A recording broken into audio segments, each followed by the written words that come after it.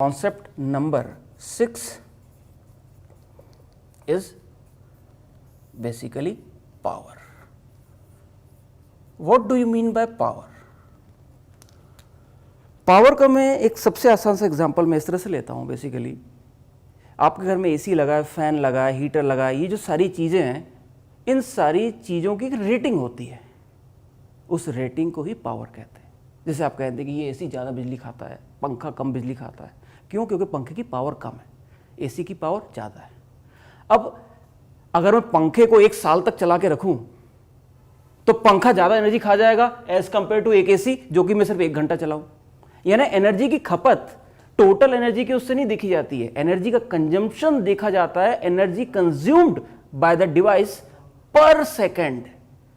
भाई अगर पंखे को और एसी को दोनों को अगर एक ही टाइम चला जाए, 1 घंटा पंखा चलाया, 1 घंटा एसी चलाया, तो एसी ज्यादा खाएगा एनर्जी क्योंकि उसकी पावर ज्यादा है. तो power is defined as the energy consumed और एनर्जी गिवन और combinedly energy transferred per unit time. So what is power?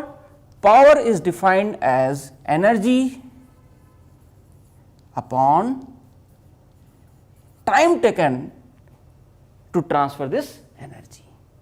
Basically ये पावर का एवरेज वाला फॉर्मूला है. This is the average power. क्योंकि हो सकता है कभी वोल्टेज कम हो तो पावर कम खींच रहा हो, कभी वोल्टेज ज़्यादा हो तो पावर ज़्यादा खींच रहा हो, लेकिन एवरेज पावर कैसे लिखेंगे भाई? इस टाइम से लेकर के उस टाइम तक टोटल जितनी भी एनर्जी इसने खाई होगी, that energy divided by total time will going to give you power which is average power. दूसरा, फिर इंस्टेंटेनियस पावर क्या होगी? इंस्टेंटेनियस पावर के लिए आपको कुछ नहीं करना है. Instantaneous power is defined as F dot v. कैसे हुआ ये एफ डॉट वी? बहुत आसान. देखो, एनर्जी ट्रांसफर, एनर्जी मत नहीं है, सिर्फ एनर्जी ट्रांसफर ही है. एनर्जी ट्रांसफर होता है work done upon time. Work done क्या होता है? Force dot displacement upon time. Displacement और टाइम, डिस्प्लेसमेंट अपॉन टाइम क्या होता है? Velocity. So this expression becomes F dot we.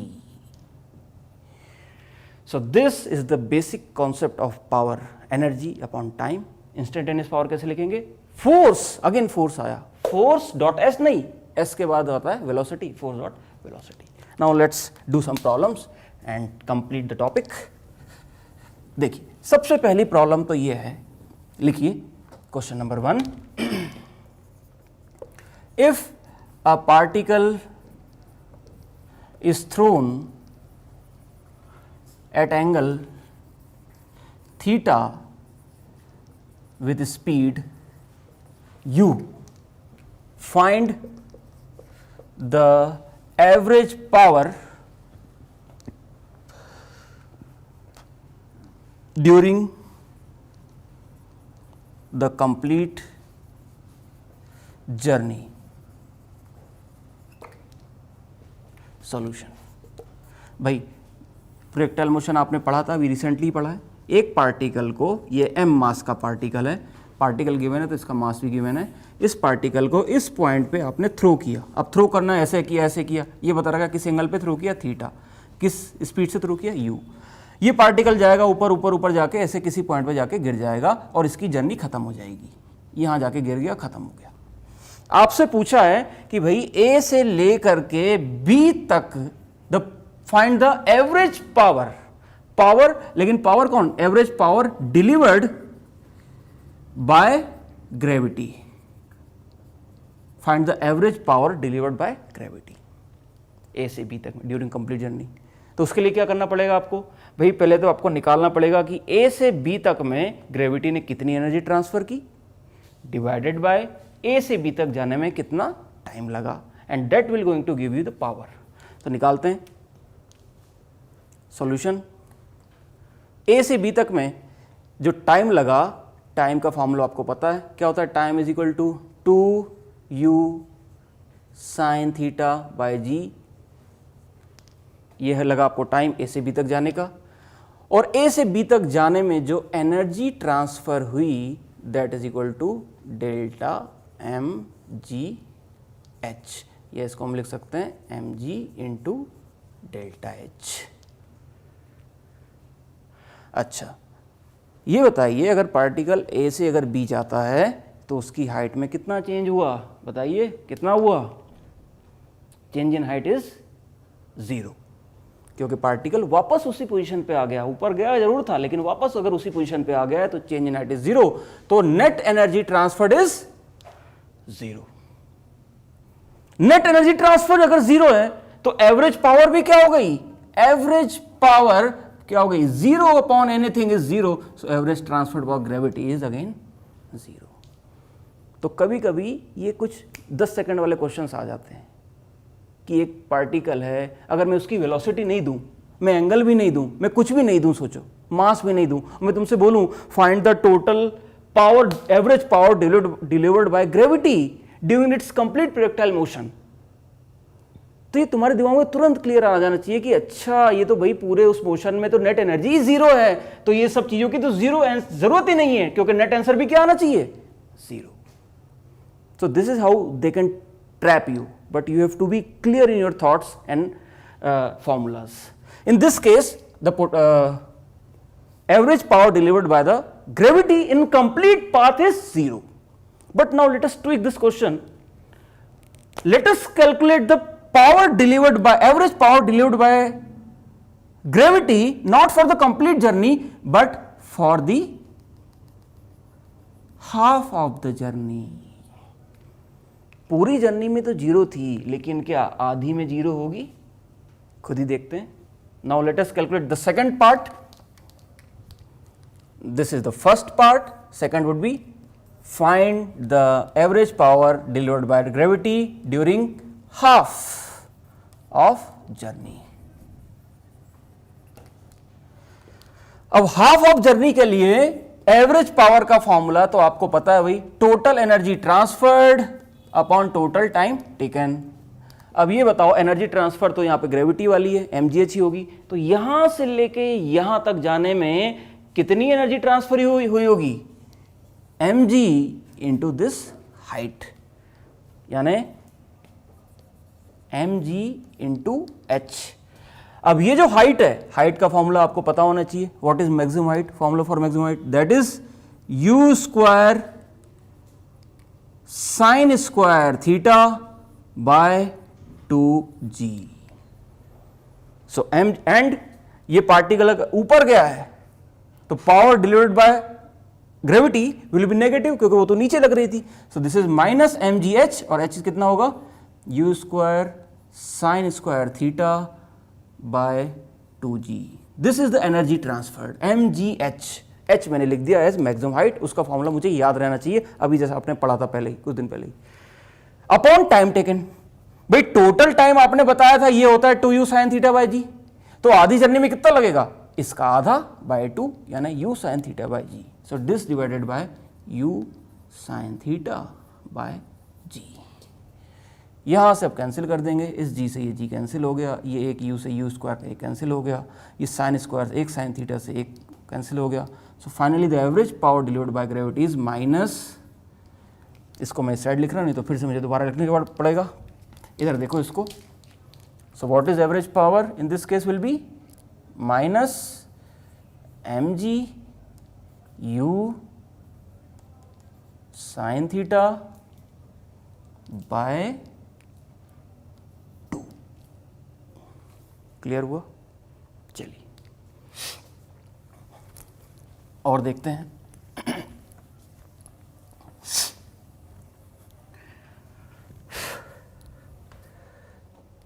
एक और क्वेश्चन देखते हैं। देखिए, find the power delivered bye a force on a object whose speed v is given as t की पावर n। आपसे पूछा है बहुत आसान सा क्वेश्चन, एक पार्टिकल है, उस पर कोई फोर्स लग रहा है, उस पार्टिकल का मास जो है, उस ऑब्जेक्ट का मास है सपोज गिवन एज m। आपसे क्या पूछ रहा है वो? आपसे पूछ रहा है अगर उसकी speed is varying with respect to time as t की पावर n, उसकी स्पीड बढ़ रही है, t की वैल्यू देखो, अगर t की वैल्यू 1 0 रखूंगा तो 0 थी, 1 रखूंगा तो 1 हो गई, 2 रखूंगा तो 2 की पावर n हो गई, 3 रखूंगा 3 की पावर n हो गई, यानी speed is increasing with time, speed बढ़ रही है, एनर्जी बढ़ रही है, यानी there should be some system, some force which is inserting, which is giving it energy, and that energy पर time is called as power. So question आपसे पूछा है फाइंड द पावर डिलीवर्ड। जब भी आपसे कुछ ऐसा पावर डिलीवर्ड पूछ ले और आपको कोई इंटरवल ना दे, यानी आपको क्या निकालना है बेसिकली, इंस्टेंटेनियस पावर। यानी इस केस में अगर मैं सॉल्व करूंगा तो इंस्टेंटेनियस पावर क्या हो जाएगी, ये होती है F.v, फोर्स क्या हो जाएगा, mass into acceleration into velocity. अब देखो ये आपको पता है, ये आपको पता है, एक्सलेशन नहीं पता, तो एक्सलेशन कैसे लिखेंगे? एक्सलेशन क्या होता है, simply differentiate of dv by dt, यानी differentiation of t to the power n, ये कितना हो जाएगा n into t the power n minus 1। इसको अगर मैं यहाँ पे एक साथ लिख दूं तो ये क्या हो गया, m into n into t to the power n minus 1 into v क्या था, t to the power n। So the power delivered will be m into n into m into t to the power 2n minus 1। This is the expression for power delivered. तो आपने power के दो फॉर्मूले पढ़े, average power and instantaneous power. हमने दो questions भी किए, दोनों पे एक एवरेज पे था, एक इंस्टेंटेनियस पे था। एक और क्वेश्चन करते हैं हम, थोड़ा डिफरेंट टाइप का है। Again it is also been taken from previous year problems, previous year came in AIPMT और AIIMS. So what is given in this problem? In this problem it is given find the velocity and force. Velocity and force पूछा है as a function of time. एक object है, उसके ऊपर कितना force लग रहा है और उसकी कितनी वेलोसिटी होगी as a function of time बताना है हमें। अगर if this block is getting और receiving constant power, constant power मिल रहा है, यानी हर सेकंड इसको कितनी एनर्जी मिल रही होगी, पी नॉट। पी नॉट पहले सेकंड में कितनी मिली, पी नॉट, अगले सेकंड में कितनी मिली, पी नॉट, अगले उसके सेकंड में कितनी, पी नॉट, तो 2 सेकंड में कितनी मिली, 2 पी नॉट, 3 सेकंड में 3 पी नॉट, यानी टी सेकंड में कितनी एनर्जी मिल गई होगी, टी पी नॉट। तो यानी अगर मैं इसको देखूं, ये जो ब्लॉक था जिसकी इनिशियली काइनेटिक एनर्जी 0 थी, इसको कॉन्स्टेंटली पावर मिल रही है, P not, P not. Power मिलेगी तो पावर कहां पे दिखेगी, power will convert into kinetic energy. Kinetic energy मतलब स्पीड गेन करेगा and particle will start moving after time T. ये तो जब था जब टाइम 0 था, आफ्टर टाइम टी इस पार्टिकल की कुछ ना कुछ वेलोसिटी हो गई होगी। अब भाई वेलोसिटी अगर 0 से v हुई है मतलब कुछ ना कुछ इस पे एक फोर्स भी लग रहा होगा। तो हमें यही निकालना है कि ये force as a function of time and velocity as a function of time कैसे निकालें। Given is only one thing, that is P naught. हर सेकंड इसको जो एनर्जी मिल रही है, एनर्जी हर सेकंड, एनर्जी पर unit time is P naught. Clear? चलो देखो बहुत आसान है ये, बिल्कुल बस लॉजिकली सोचना है। हमें क्या पता है कि भाई पी नॉट पावर जो मिल रही है वो कांस्टेंट है। इनिशियली इसकी एनर्जी कितनी थी, 0 थी। तो टी टाइम में जाने के बाद इसको कितनी पावर मिल गई होगी, पी नॉट इंटू टी, क्योंकि हर सेकंड पी नॉट मिल रहा है। तो टी सेकंड में कितनी पावर मिल गई होगी टोटल एनर्जी, हर second P not, T second में पी इंटू टी नॉट। और ये सारी की सारी पावर, सारी की सारी जो एनर्जी है ये किस फॉर्म में होगी, काइनेटिक एनर्जी, क्योंकि पार्टिकल यहां पे कोई पोटेंशियल एनर्जी के बारे में कुछ भी गिवन नहीं है, यानी all the energy is converting only into kinetic. तो क्या लिख सकता हूं, kinetic energy after t time will be nothing but power into time. ठीक, पी इंटू टी आ गया। और kinetic energy at t time can be written as half m of v square is equal to P naught into t. इसको rewrite करेंगे तो यहाँ से क्या हो गया, v will be equal to 2 P nought by m into T की power half. So this is the expression for velocity, first part.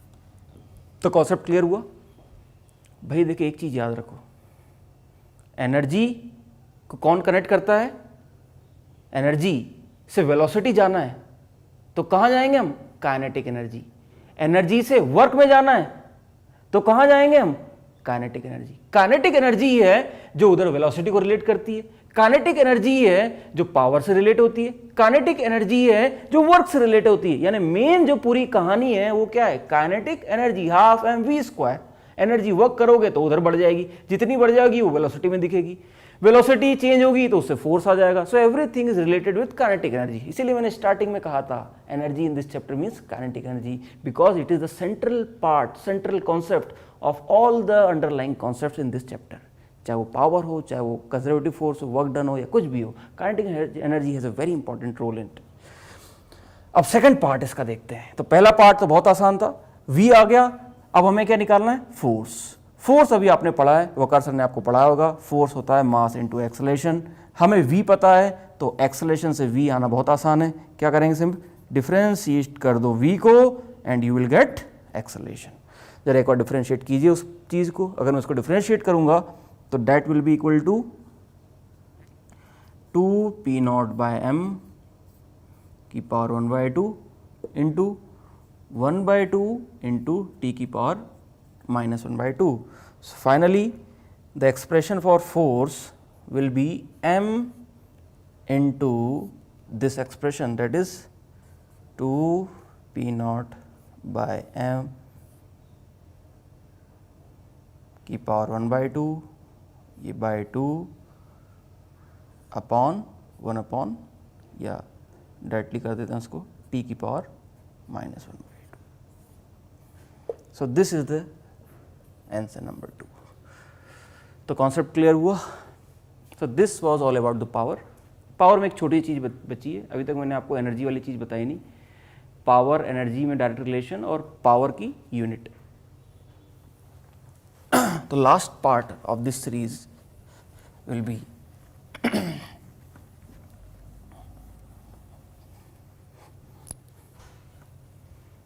Units.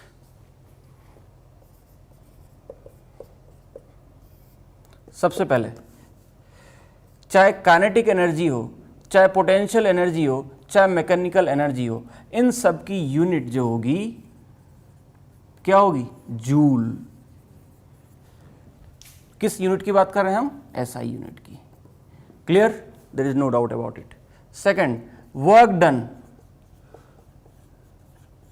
Work done भी किसके बराबर है? वर्क डन का मतलब भी क्या होता है? वही एनर्जी, चेंज इन एनर्जी. चाहे एनर्जी हो चाहे चेंज एनर्जी हो, वर्क डन की यूनिट भी क्या होगी?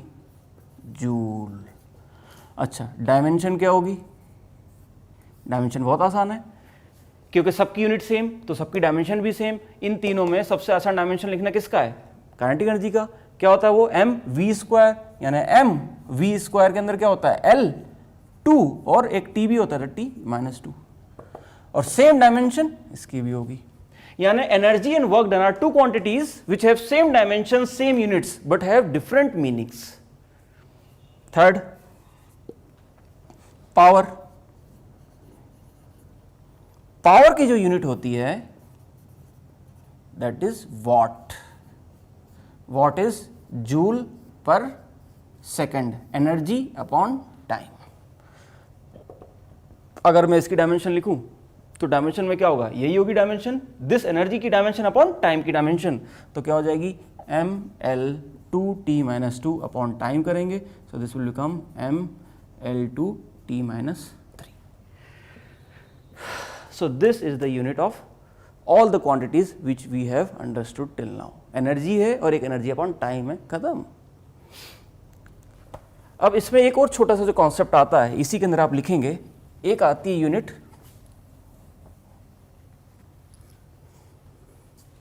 फोर्थ कॉन्सेप्ट यहां लिखेंगे, unit of power in horse, HP. HP को पुराने जमाने में ब्रिटिशर्स यूज करते थे, इसको कहते हैं हम हॉर्स पावर. हॉर्स पावर का मतलब कुछ नहीं है, 1 हॉर्स पावर का मतलब होता है 746 जूल्स। यानी आपसे कोई बोले 1 HP की मोटर है तो कितने जूल हुआ, सॉरी जूल नहीं, पावर है ना, पावर की यूनिट जूल थोड़ी होती है, जूल पर सेकंड यानी वॉट। तो 1 HP यानी हाउ मेनी, 746 वॉट। 2 HP यानी हाउ मेनी, 2 इंटू 746 वॉट। और वॉट का मतलब क्या होता है, जूल्स पर सेकेंड। क्लियर हुआ। ऐसे पांचवा, कमर्शियल यूनिट।